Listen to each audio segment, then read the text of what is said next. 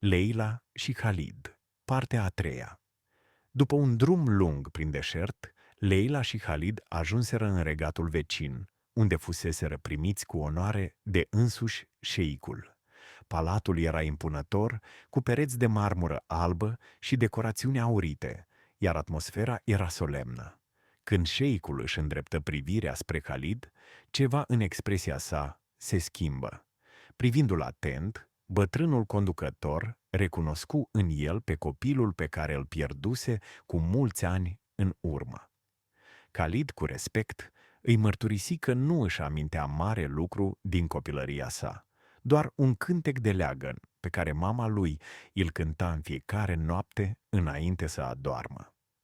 Cu voce tremurândă începu să fredoneze melodia, iar în acel moment, regina, soția șeicului, izbucni în hohote de plâns. Recunoscuse cântecul, același pe care îl cântase fiului său pierdut. Lacrimile ei curgeau necontenit, iar șeicul, cuprins de emoție, își strânse fiul în brațe pentru prima dată după atâția ani de suferință. Îndată șeicul ordonă ca un alai să fie pregătit pentru a merge împreună în regatul vecin și a o cere în căsătorie pe frumoasa prințesă Leila, pentru fiul său, prințul Khalid. Bucuria era de nedescris, iar pregătirile fură făcute cu mare fast. În 2 zile, caravana regală străbătu deșertul aurit, ajungând la palatul tatălui Leilei.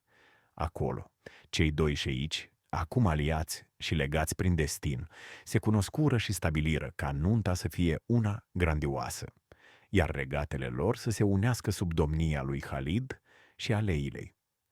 Căsătoria a avut loc într-o sărbătoare fastuoasă, cum nu se mai văzuse în acele ținuturi.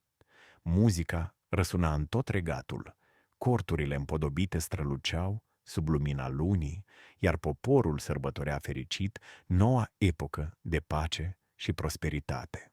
Anii trecură, iar Leila și Khalid domniră înțelept peste Regatul Unit.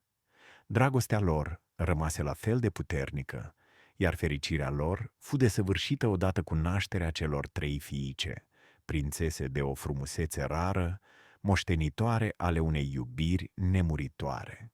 Și astfel, Leila și Khalid au trăit fericiți până la adânci bătrâneți, sub cerul senin al deșertului, în regatul pe care destinul îl scrisese pentru ei.